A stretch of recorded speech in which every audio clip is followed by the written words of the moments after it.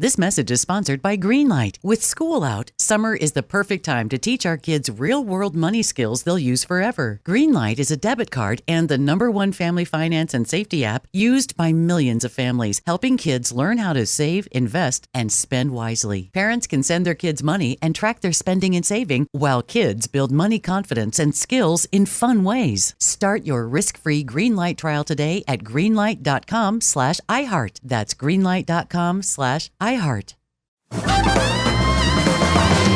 okay, Typology family, welcome back. Today's a big day. I've been looking forward to it. This book, written by this author, has been sitting on my bedside table. My wife has already devoured it. Now it's my turn. And I am so stoked today to have with us Sister Monica Clare, Enneagram 6, and author of this wonderful new memoir, A Change of Habit, Leaving Behind My Husband, Career, and Everything I Owned. Monica, welcome to the show.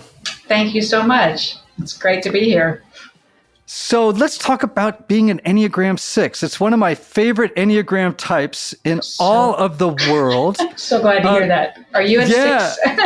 No, I'm a 4. A 4? Oh, that's great too. Yeah, I'm a 4. And I'm just curious to know what life has been like for you as a Enneagram 6 and how it has affected your spiritual journey. Well, as a 6, I've discovered there are a lot of other 6s in religious communities. We seem to be drawn to order and calm. We seem to want to separate everything into categories. It can look a little bit like OCD. And I've been that way ever since I was a kid. I've always been obsessed with keeping things organized. And of course, it's a way of dealing with anxiety, but also it's just the way my mind works. I have to organize things in a certain way. And when I was a teenager, my aunt came over to our house and my mother was showing her around and she showed her my room. And my aunt said, "This is a teenager's room?" Because it was immaculate. Like everything was put away. It was all organized. My mom said, "I know, she's weird. She's always been like that." Oh, man. So, you grew up in a very difficult home. Yes. And we shared that in common, too. I was raised by a dad who died from alcoholism and drug addiction. I'm so sorry. And my wife is an Al-Anon ninja, and I know that you attend Al-Anon. Yes, saved my life. Yeah, right. And so how did your upbringing, do you think, affect the formation of an Enneagram 6 personality? Oh, that's a great question. I'm glad you asked it because I wonder if I would have become a 6 if I grew up in a really orderly home. Because I grew up with so much chaos, being organized and keeping my mind on like the schedule and all the things that had to be done. Because my parents didn't. They were just not that kind of people. My mother is a 7 and I'm 6. So that clashes quite a bit because she's sort of, devil may care and doesn't really go by schedule. She just kind of wakes up and goes, "What am I going to do today?" And for a kid like me, I really longed for that order. I wanted a bedtime. Like what kid wants a bedtime? But everything felt so chaotic because we were very poor. We kept getting kicked out of apartments. We moved all the time. So I learned at a very early age to limit the number of my possessions and to organize them very carefully or else stuff would get lost in the move. And we kids had to pack our own stuff when we were moving. So I got really good at it. And my mother to this day doesn't understand it. Boy, I understand it. I remember growing up a time when my sister and I and my mom had to hide behind the couch because the landlord had come for the rent and we didn't have it. And he was looking in the windows to see if we were there. So we're just like, hiding out. Mom says, "Hey, let's play behind the couch." Play behind the couch. Yeah. And for little kids to endure that kind of uncertainty, like you don't know if you're going to be homeless, you don't know where your next meal is coming from, safety and security really helps. And those are the big themes for 6s, right? It is we say the unconscious motivation of the 6 is a need that their passion is fear, and their unconscious motivation is a need for safety, security, and certitude. That's right. And so I'm wondering, how did these fears and desires affect your decision to become a nun? I think it was because I was working in advertising, which is a very creative, chaotic environment. And other Enneagram types thrive in that kind of environment. I'm also an INFJ, so I'm like a major introvert. And I think everybody I worked with was an extrovert. So it felt very loud and chaotic and unpredictable. You never knew if somebody was going to be mad or what was going to happen. And I tried to be, one reason I kept getting jobs and became successful is because I was incredibly organized and dependable. So going into a convent, I thought, well, there's order, there's structure, there's certitude. Like I can really plan my life very carefully. There's still unexpected things, but within a really solid framework.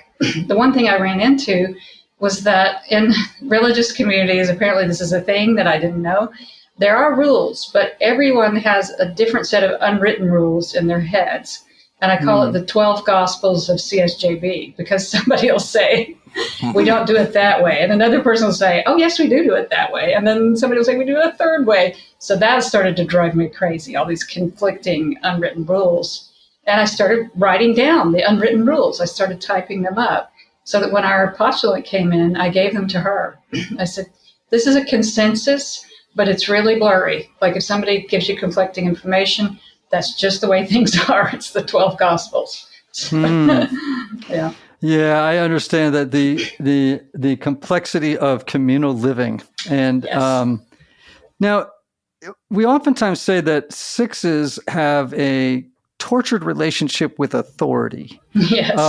And that they seek, security in relationships or institutions or in loyalty to a particular system or framework, right? So that could be a rule of life. That could be a theological framework. It could be, regardless, right? They find safety and security in it, right? So what helped you discern like your call and commitment to the church and to God? And was it, as you look back, how much of it was about a spiritual calling and how much of it was really about a lust is too strong a word, but deep desire for safety and, for certainty? Yeah, I mean, I always tell people my call had three parts. And the first was spiritual. I've always wanted to follow God, do God's will 100%. And the second was psychological, which is this need for safety and structure. And the third was practical. Just growing older with a team of women feels safer to me than being with one partner and depending on that one person, for us to take care of each other, to get through life and old age together. For me, a team feels a lot more secure. And at first I felt guilty about the psychological and the practical reasons. But then I thought, maybe if everybody considered it from those three standpoints, I think they might be able to discern a little better. Like some people feel called to follow God, but psychologically living with silence and very strict restrictions just doesn't work for them. I found that creative people, major extroverts, really struggle in community because this is not their vibe, So I think you need to look at your psychology. So do you try to push yourself out to exercise the muscle of being okay with uncertainty, being okay with taking risks, going outside the lines, like just trying to, develop muscles to go places no man has ever gone before, To write a book. Yeah, right. Yeah, I'm very fear-based. So writing a book, doing any kind of project that puts me out there in the world is very scary to me. But I know every time I'm afraid of something, God forces me to do it. Every single time. When I came into community, I said, the one thing I don't want to do, God, I do not want to be the mother superior. Please, God, protect me from that. Don't let it ever happen. And so God made me the mother superior. And I was absolutely terrified. But then I was reminded that I'm in a team. I'm part of a team. And it's not just me running this community. It's all of us sisters. We have a communal decision-making process now, which wasn't the case before. It used to be top-down. And being in advertising, I learned how to do a collaborative system for making decisions. And it's sneaky, too, because that means I don't have to be responsible for decisions that go badly. We all Yeah. agree. Yeah. Yeah, and that's very six. Sixes typically don't like the spotlight, because when you're in the spotlight, it's not that you're not capable. It's just that when you're in the spotlight, you're exposed to danger. Absolutely, absolutely. And any complaints that we get from associates or residents in the town or whatever about, something we're doing on campus, the buck stops here. I have to deal with all the negativity that comes from the outside in. And I also have to deal with a lot of the negativity because as a superior, abbot, whatever, you have to be the referee for a lot of disagreements. And I'm very conflict averse. So I've had to learn how to be a good communicator and a referee, basically, when sisters have conflicts. Because believe it or not, we're not saints. We have a lot of conflicts. Yeah, well, wherever two or more are gathered. Exactly. Especially with sixes. We have 3 6s in the community. So, Oh, no way. Wow. And do you have any extroverted, more assertive Enneagram types? we do. I mean, we have a couple of 4s who are very extroverted. They can do all the social stuff. They love it. One of our sisters is a 3. She's in a nursing home right now, but she was always just a free spirit, wild child. She didn't have much respect for rules and everything. I always say she would have made a great hippie. She could have lived in a commune and been a hippie. She thinks outside the box. Wow, that's interesting. That sounds 7-ish too. Yeah, it does. In some ways. I recently read this really wonderful book, which I'm sure you have too, Cloistered. No, I've heard of it, but I haven't read it. All right, so it's this memoir of a Catholic nun, and in some contemplative order, I can't remember. It was pretty intense, right, in England, but she was so clearly a 4. Oh, poor thing. So 4. She was dripping 4 everywhere she went. I know, and that's a situation where, though she may have been, she brought her brokenness into the community, and it was met, not with the most skillful reception, but it actually is a wonderful, wonderful book. I thought it was a fascinating take on leadership. Actually, is what it is. About what happens when leadership goes wrong in religious settings. Yeah, which it often does. Yeah, right. It often does. Yeah. So, all right. So knowing that you're a fear-based person, anxiety is always in the mix somewhere. There's a need for certitude, safety, security. You're drawn toward systems and institutions that create that for you. But more to the point, in thinking about the 6s who are listening, what kinds of spiritual practices help ground you when doubt and anxiety tries to take over? The one that works the best for me is if I have to have a difficult conversation with somebody as a leader, I will get really, really terrified that there's going to be this horrible conflict. And I have to remember, before I pick that phone up, or before somebody walks into my office, I have to ask God to give me the words to say. And it's really amazing how well it works. The words just flow. And sometimes if it's a really contentious situation, I'll ask God, please send the Holy Spirit down to calm us and help us hear each other. And that really works well, too. It just invites God in so that it's not all on me. And it works every time. Yeah.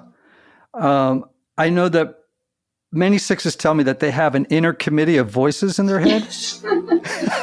Totally do. Yeah. Tell me about that. Yeah. I mean, I have my inner committee of voices, my mother, my older sister, who has Asperger's syndrome. So she's very law and order, Right. And then I have a couple of others, my grandmother, who was very soft and gentle and very averse to conflict. She didn't want any conflict in her life. So she became avoidant. And that part of me really comes out sometimes. I would always rather avoid the unpleasant stuff. But thank God I've had a lot of therapy. And I had a therapist who said to me, if you keep avoiding things that make you uncomfortable, are you going to be okay with your world becoming this big? And she held up her hands and made a little tiny square. I'll never forget that gesture about that would be my world. Do you want your world to be like that? So I have to ask myself that question. Like when the question of writing the book came up, I thought, I'm terrified. I'm going to get sued. Some of these people are still alive. My sisters, not all of them were okay with it. A couple of them still are not okay with it. So I had to invite that discomfort into my life and just invite it, saying, this is part of things. There's always going to be some discomfort. There's always going to be some fearful situations. I'm not going to get rid of them by making my world tiny, Yeah.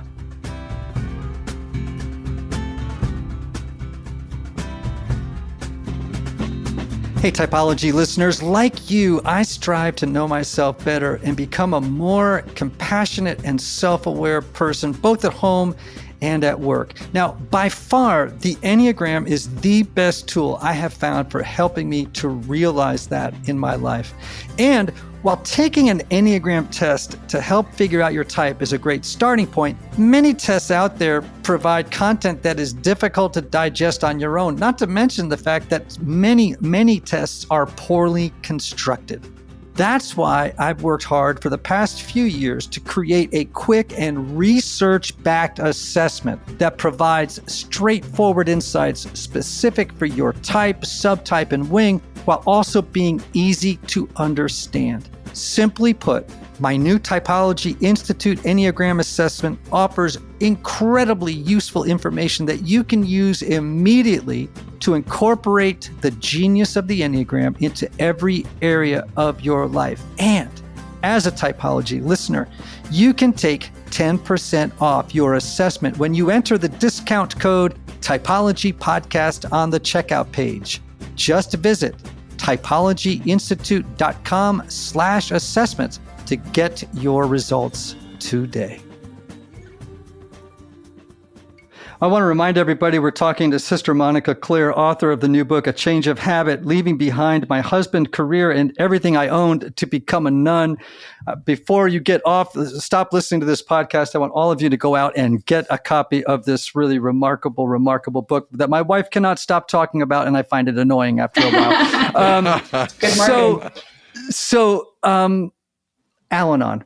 Right. Mm-hmm. I've been in recovery for quite some time for alcohol and drug addiction. My wife is a Al-Anon ninja. Would you explain to people what Al-Anon is and how it's been particularly helpful for you as a 6? Like, what did you learn there that really helped you as a 6? The biggest takeaway for me has always been, I cannot control other people.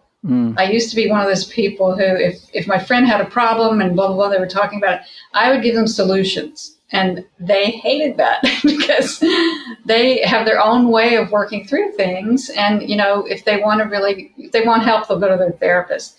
So I stopped being the primo advice giver. I used to correct everybody's grammar. And then when I got into Al-Anon, I learned you cannot control people. You cannot make them be who you want them to be. And you didn't cause it, you can't cure it, and you can't control it. If your loved one has an addiction, you can just direct them towards help professionals, but you can't fix this. And that was a really hard lesson for me because I thought, well, I'm smart. I can fix everything, right? But absolutely not. Some things are, as my mother's from Alabama, and she says, sometimes you just got to let the rough end drag. Right. So true. That is so funny. Sometimes ones will identify as 6s.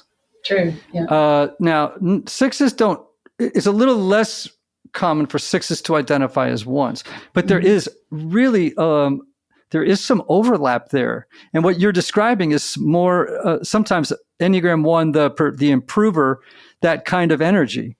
Absolutely. I mean, I think earlier in my life, I might have been a 1 when I was a teenager and in my 20s when I was trying to fix everybody, take over their life and fix them. And then I think I softened on that and just let people be who they are and set healthy boundaries instead of saying, I'm going to make everybody stop being mean to me by being fawning and being nice and whatever. Because when I first went to Al-Anon, I was amazed that all these lovely people, very gentle, kind people, all of them told my story, which was, I'm a nice person and people just walk all over me. I was like, maybe I am in the right place. So yes. Learning boundaries, learning about the authentic self, that's the first place I ever learned about it was in Al-Anon. Can I just ask, what's the motivation for trying to control as a 6? I think that when I see a problem, I want to fix it. Like I think of everybody like a car or something. And if somebody's uncomfortable, it makes me so uncomfortable that I want to fix them. You know, I had these friends who were dating horrible people over and over and just going through this same cycle of relationships. And I learned to just listen to them vent, because I used to try to be, you know, Dr. Phil and say, well, have you thought about this? And they don't like that. They would rather have the space to figure it out in their own time, which is very frustrating for me. It's like if you're teaching your kid to ride a bike, you want to run in there and hold the bike up so they don't fall because you have compassion, but they have to do it on their own in order to learn. What was it that helped you sort of loosen the grip in that scenario? I think it was just practicing what I had heard people talk about in Al-Anon with people, you know, they had loved ones who were really far into their addictions. I mean, some at death's door, and they were letting go. They were giving it to God. And when I used to hear that phrase, hand it over to God, I thought, well, that's stupid. You have to do something. You know, you can't just lay down and be lazy, you know. But then I realized the mysticism that is in that, where you say, God, take care of this person. I can't fix them. Mystical things happen. And it works a lot better than me trying to fix it, because my ideas are not so great. Yeah, because your best ideas got you into the rooms of Al-Anon, right? Exactly. Made me a doormat. That's what we oftentimes say in my 12-step community. Someone will say something like, well, your best ideas got you here, friend. So, Exactly. you know, maybe you want to reevaluate them. But, you know, it's really true, right? Like, sixes are notoriously practical people. Yes. Very practical, very earthy. And so the desire to want to step in and offer advice and counsel, right? Because it's like, you know, you're very analytical. Yes, that's very right? true. So I can do an analysis of what's wrong here. And here are some practical suggestions of things you might do to get rid of that lousy boyfriend. Exactly. I had a client yesterday, a therapy session, and he's a terribly controlling person. He is codependent, but not for addiction reasons. But I don't even know anyone who isn't codependent. But anyway, I eventually got to a point with him in the conversation. I said, now, so-and-so, I said, I want you to imagine that there's a hula hoop that you're standing in. It's on the ground and you're just standing in that hula hoop. And I said, you and everybody else is standing in their own hula hoop. And I said, you have to stay in your hula hoop. So true. You won't fit in somebody else's. There's no room. There's no room for you. And when you get into someone else's hula hoop, everybody gets angry and crowded and uncomfortable. And it's just not a win. And he was having problems with one of his kids. And I'm like, this kid is 36 years old, my friend. You've got to stop telling them what to do with their lives. And it's just it's not working. You know? Ship has sailed. Oh boy, has that ship sailed for sure. What do you think that most people misunderstand about sixes, especially like in spiritual leadership roles?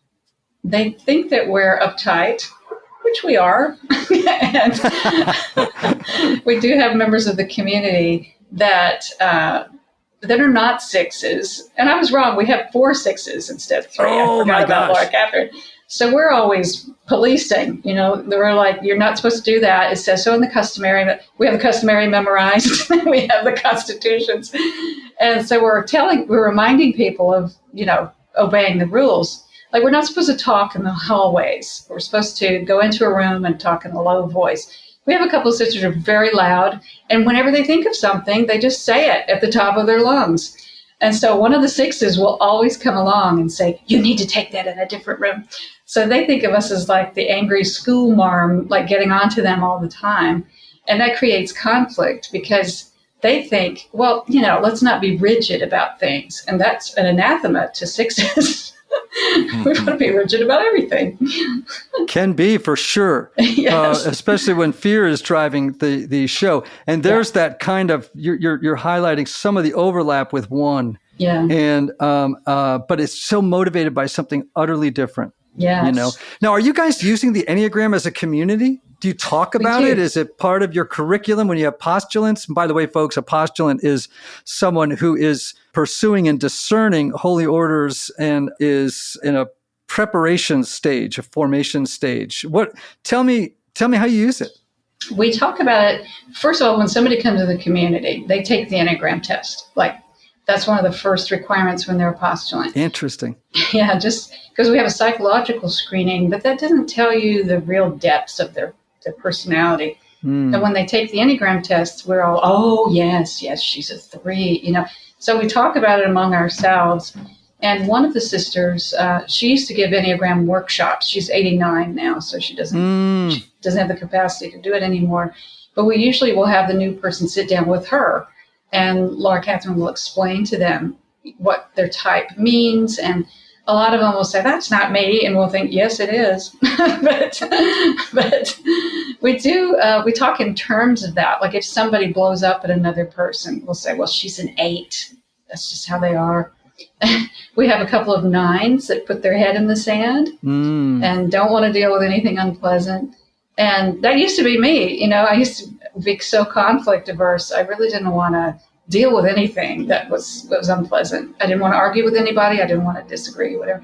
And so I've learned to soften on that. So I look at them and say, come on, guys, I did it. You can do it.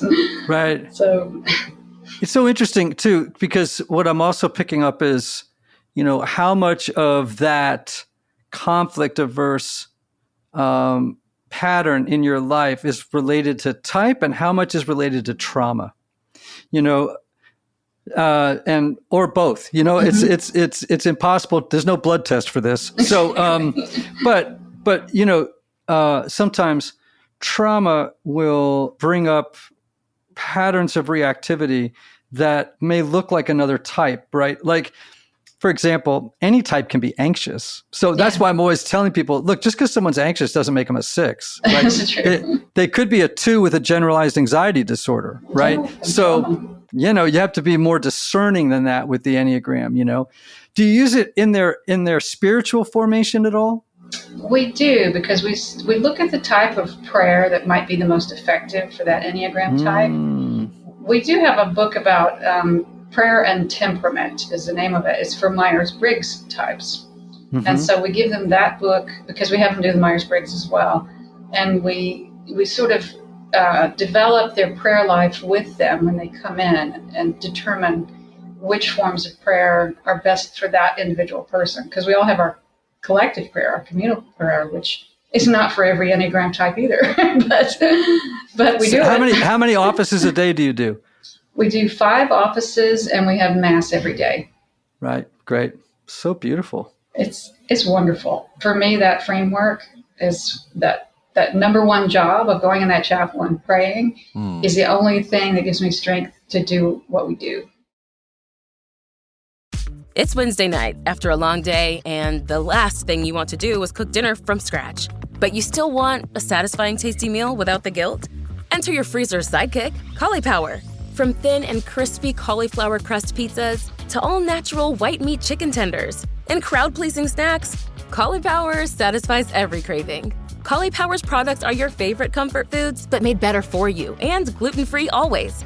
The best part? You don't have to sacrifice taste or time, so you can honor your cravings without compromising. Craving pizza? You can enjoy Cauliflower's delicious margarita pizza for only 370 calories for half the pizza. Looking for easy snacks that kids and adults alike will love? Cauliflower's baked, never fried pizza snacks are nostalgia reimagined and ready in 5 minutes. Cauliflower's products are available in freezer aisles nationwide. Visit eatcauliflower.com/where-to-buy to find a store near you. When you're in HR, it can feel like nothing is easy. From payroll to PTO, from onboarding to benefits, and everything in between, it's a constant juggle of tasks, systems, and spreadsheets. But your HR software? That's the easy part. Meet Bamboo HR. Trusted by over 34,000 companies, it handles all your HR tasks, payroll, benefits, and time tracking, so your team and your company can grow as fast as, well, Bamboo. And Bamboo HR software is actually easy to use. One simple system that pulls all your people data together in one place, so you can ditch scattered systems and wasted hours on tasks that should only take minutes. Because when HR is easier, you can focus on what matters most, your people. HR is hard. Bamboo HR is easy. Ready to simplify all your HR tasks? For a limited time, get a $100 Visa gift card when you complete a free demo at bamboohr.com/gift card. Again, that's bamboohr.com/gift card. Terms and conditions apply. And for people who are unfamiliar with liturgical traditions, tell them what happens in those different offices, right? Like I know what you're doing, but tell them what you're doing so that they can get a sense of what those 5 gatherings a day are like.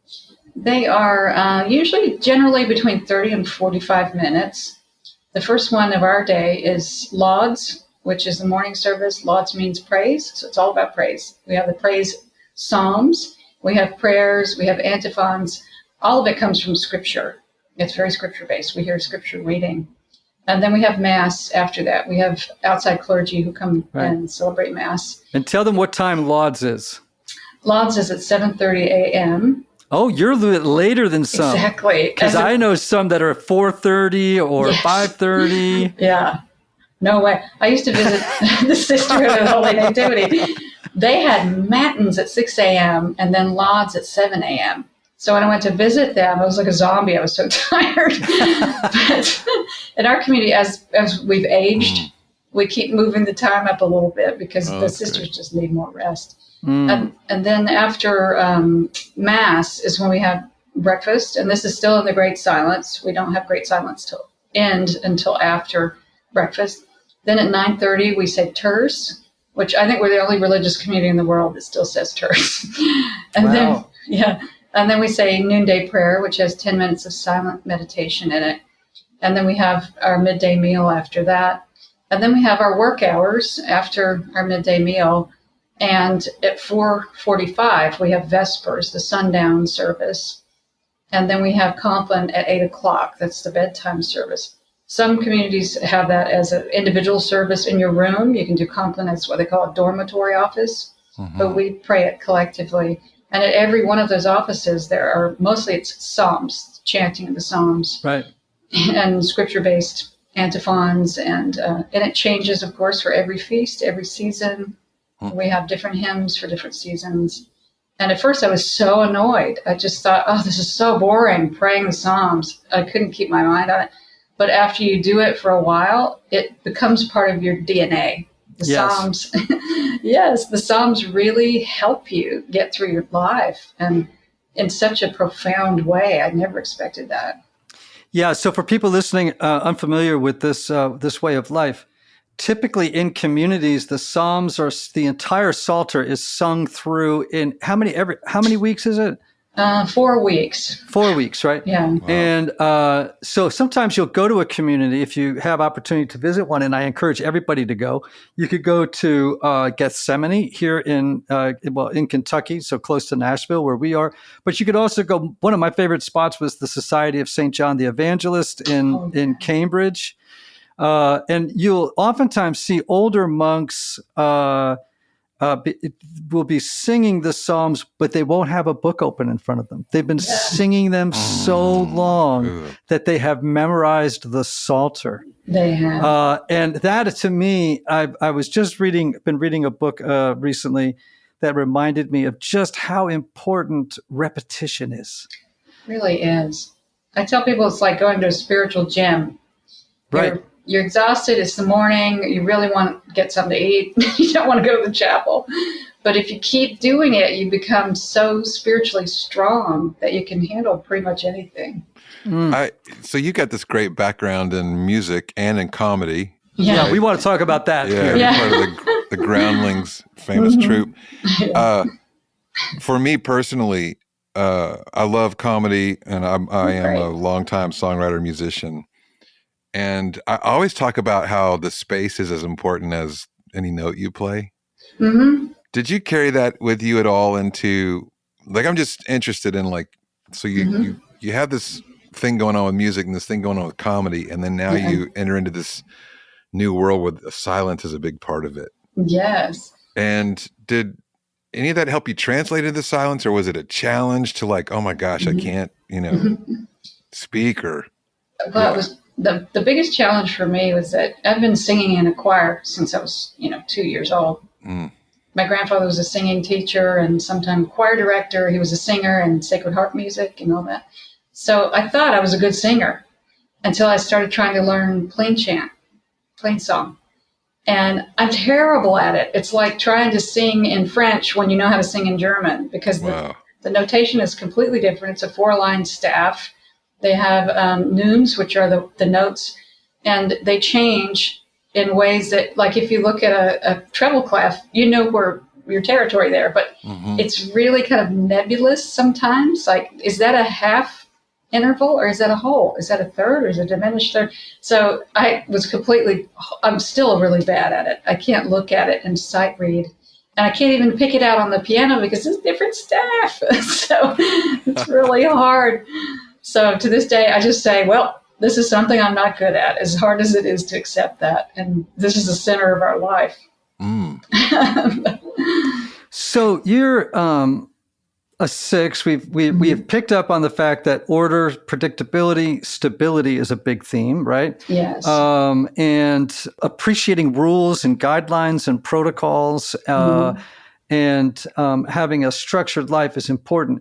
And also the fear of conflict. But here's a weird thing. You completely threw out your life to become a nun. This is not a very 6 thing to do, right? Like this was, I mean, seismic kinds of change. How do you explain your willingness to take such a profound risk, a profound step as a 6? I just have to say it was God, because it was so against my nature to take a risk. I try to avoid risk at all times. I try to prepare myself and make decisions based on a lot of different discernment processes. And with this, I think the indicator is that it took me so long to do it, because I wanted to do it when I was a kid. And then, this fears. And when I got to be an adult, I had this career that everybody thought was so glamorous. I was working in advertising in the motion picture industry, and it was braggable to other people, but to me it was miserable because I was in the wrong place. So I was also motivated by the fact that I knew I was not happy with that secure life that I had set up for myself. I was depressed, extremely depressed, and kept saying, well, I've got this, and this. Why am I not happy? Why is my gratitude practice not working? So if you light the burner under somebody, they're going to move, they're going to jump. And I felt like God was really pushing me to make this leap by reminding me constantly of how unhappy I was in what I was doing, and that there was this chance of winning the happiness lottery if I did what I was called to do. And even up until I was life professed, I was a nervous wreck. I thought they were going to throw me out. And they would just laugh when I was talking about that fear.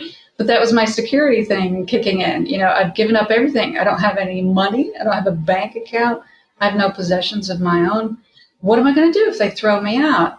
And so I came up with all these contingency plans, but it was nothing, nothing compared to the other. This is amazing. We are talking to a nun who is known for her worst case scenario thinking, which is just pure 6 material, right? And it's also what makes you so good at comedy. Thank you. I appreciate that. Yeah, right? Because comedy takes a lot of preparation. You have to make it look easy, like you're just talking off the top of your head. But all the preparation and the training that goes into it is what makes it seem effortless when you're doing it. And you have to prepare for the worst case scenario. What if somebody forgets their lines? What if I forget my stand-up routine? What am I going to do? So you have to work through those kinds of fears as well. And it's kind of a way of seeing the world. Yes. Yeah. Also, I think with 6s, like a disproportionate, you tell me why. Why is there a disproportionate number of comedians who are 6s? George Carlin, George Costanza. I could just name 6s. There are so many 6 comedians. It's ridiculous. Woody Allen is a 6, I think. Gosh, I didn't know that. Yeah, I mean, and what is it about 6s that I think make them the wittiest number on the Enneagram? Why, thank you. Well, I think it's this ability to look at a big picture and pick up on what is wrong or weird in that big picture.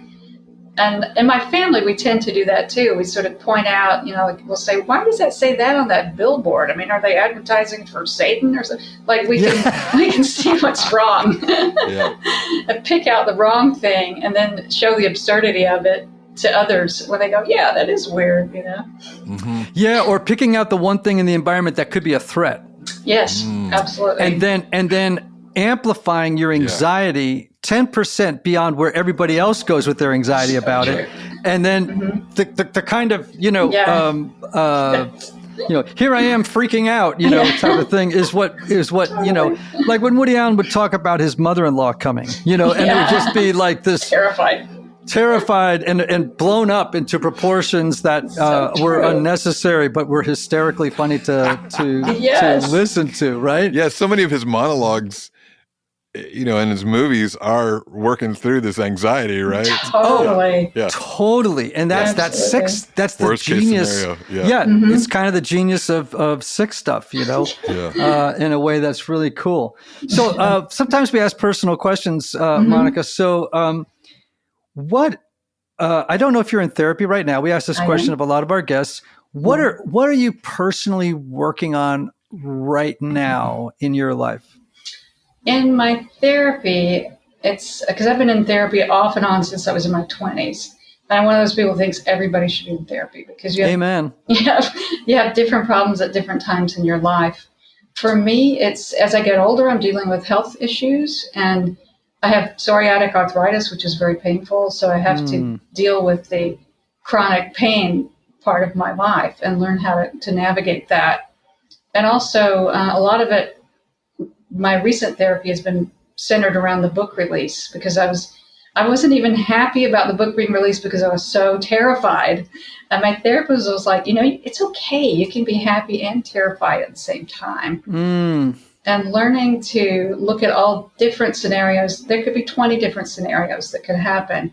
And she's been pointing out to me, she's like, okay, the book has been out for 6 weeks. So-and-so did not bring a lawsuit against you. You're still talking to your mother. Like she's pointing out all these catastrophes that I predicted, because I'm psychic apparently. And she is saying, let's just take them one by one and see if any of those catastrophes happened. And I'm like, oh, well, I guess maybe I don't have the ability to predict the future. Oh man, you've just outlined perfectly what counseling we give to people who are in relationship with sixes, right? Yeah. Which is never dismiss their doubts and anxieties. Never dismiss them. Don't discount them. Because if you say to them, oh, you're being such a pessimist, the six will say, no, I'm being a realist. Realist. That's exactly what I say. Yeah. I'm just a good planner. I'm just a good planner. I'm just getting ready. We oftentimes call that, you've probably never heard this, but we say sixes suffer from pre-traumatic stress disorder. Gosh, that is so accurate. That's like 100%. But I just tell people, listen, walk through a six this way. Let's say they say, the book is going to come out and I'm going to get a lawsuit. And then you say, well, okay, then what would happen?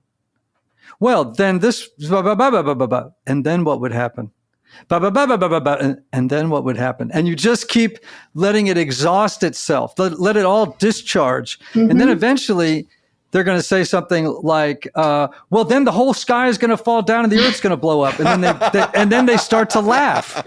Yeah, exactly. That's great. They start to laugh and go, yeah, you're right. I guess I was going off the rails there. And then they just kind of move on. All right. So just as we come to the close of our time, I have a question that I composed just for you. Right. And it's this. Imagine your 15-year-old self who has no idea of who you are today, right?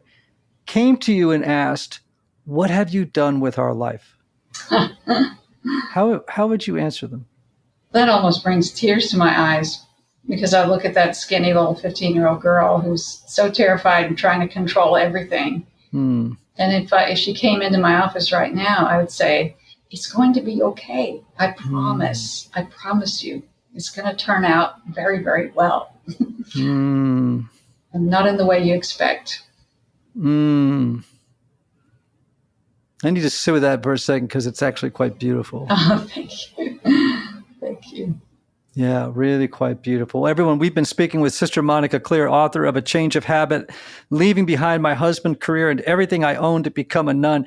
And obviously an Enneagram 6 who's done a lot of work, because you have stepped out and done some things that require tremendous courage, which of course, that and faith are the antidotal virtues to the passion of fear and anxiety.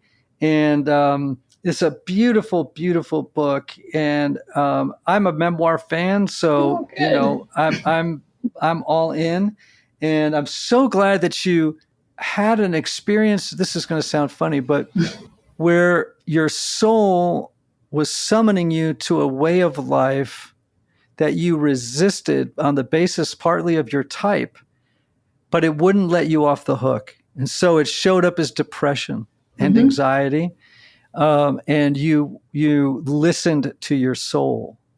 And that is and many people are summoned repeatedly through uncomfortable things, and they never actually answer the summons and to their own, to all the negative things that come when you don't listen to your soul. Right? That's right. That's right. So one last question then. How would you encourage a 6 to differentiate between the voice of God and the anxious voices that sometimes come up in the mind of a 6? One thing that I do, because of course I'm still anxious, it's my core feeling. I ask God to help me with my fear. And sometimes that looks like me envisioning Jesus sitting next to me with his arm around my shoulder, just silently. And there was one time in my life, because I also asked God, teach me how to pray about this, because I'm terrified. I don't know what to ask for. And one of the prayer techniques I had was me on my knees in front of the altar of God with all my problems in my hands, just holding them up to God, like just silently. And I would do that a lot when I was in my deepest fears, and it always worked. It helped me. I love that. I have I don't know if you've ever seen this, but years ago, Carl Sagan or somebody like that had a picture of the universe and all, like of the Milky Way. Right? You know what I'm talking about? Yes, I do. And there's this one tiny little dot. It's the Earth, right? Amidst this gigantic galaxy. Well, I have that, but it has an arrow pointing at Earth, and in the little bubble, it says, "You crying in the shower." Yes, great. That's so God's perspective on things, That's awesome. We're just a tiny blip on the way to eternity. That's all our lives are. I know. It's amazing how we take them. Learning how to take your life seriously and not seriously at the same time is a lifetime curriculum. Yes. And requires a great deal of work. Again, everybody, go get it. A Change of Habit, Leaving Behind My Husband, Career, and Everything I Own to Become a Nun, by our new friend, Sister Monica Clare. Monica, you have a big following on TikTok, right? Thank you. Yes, I do. Most of the people who follow me are female, Gen X, unchurched, or they've left church behind. So that's an audience that I think is yearning for some kind of spiritual connection, but they don't know how to achieve it. And so they're drawn to the message of the Episcopal Church, and progressive Christianity is really gaining a lot of traction on TikTok. Yeah. Well, I mean, yay. Let's keep up the good work, people. Amen. And how can people learn more about you? What are your socials and your website and all that stuff? You can look up, you can just Google Sister Monica Clare and my Instagram. I don't do much on Facebook anymore, but I do have X, formerly known as Twitter. I have Blue Sky, and mostly TikTok is where I post the educational materials. And on TikTok, I'm Nonsense for the People. That's my handle. Love it. I love it. Well, listen, thanks for being on Typology. You've been a delight, and I hope one day our paths cross at some Episcopal gathering. I don't actually go to many of those Episcopal gatherings, but if I did, I would hope I would run into you, and we could reconnect. Absolutely, yeah. And if you're ever in this area, come visit us. Yeah, I would love to do that. Anthony, I love you, brother. Love you. Great to be with you. Thanks for being with us, Monica. And everybody listening, may you have love, may you have joy, may you have peace, may you have healing, and may you have rest. Until next time.